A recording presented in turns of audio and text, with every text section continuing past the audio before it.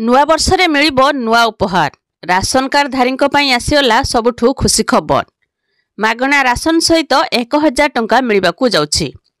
एणिकी ration card धारी को 1000 टंका नगद राशि मिलिबो।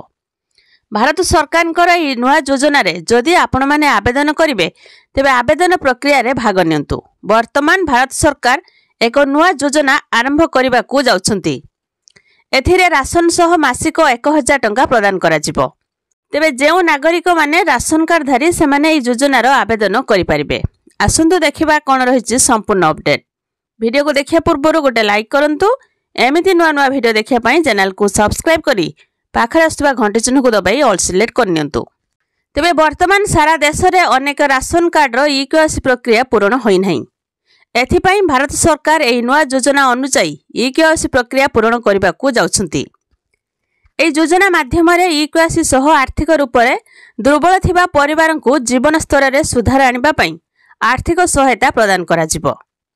एठारे आर्थिक भावे दुर्बल थिबा परिवार को मासिक 1000 टंका दिया जाई सेमानकु आत्मनिर्भरशील करबाकू प्रयास करा जिवो। नुआ वर्ष जनवरी मासरु एही योजना लागू करा जिवो। एथिपाई जेउ लोके ए पर्यंत ई-केवाईसी आवेदन प्रक्रिया रे भाग नै नांती सेमाने खूब शीघ्र आवेदन करंतु। एथिपाई 2024 डिसेंबर 30 तारिख को आवेदन पाई शेष तारिख भावे रखा जायछि। जो माने एही अवधि मध्य रे ई-केवाईसी आवेदन न करंती सेमाने नुआ वर्षरु राशन नेबारु वंचित हेबे।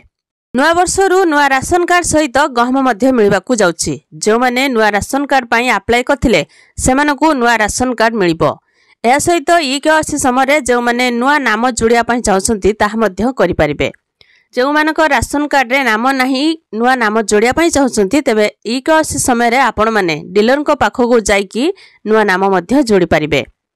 तो या थिला राशन कार्ड धारी को पाई गोटे छोट इन्फॉर्मेशन। आपण माने वीडियो टू केउ जिल्ला रो देखुछंती कमेंट माध्यम रे कहिबे।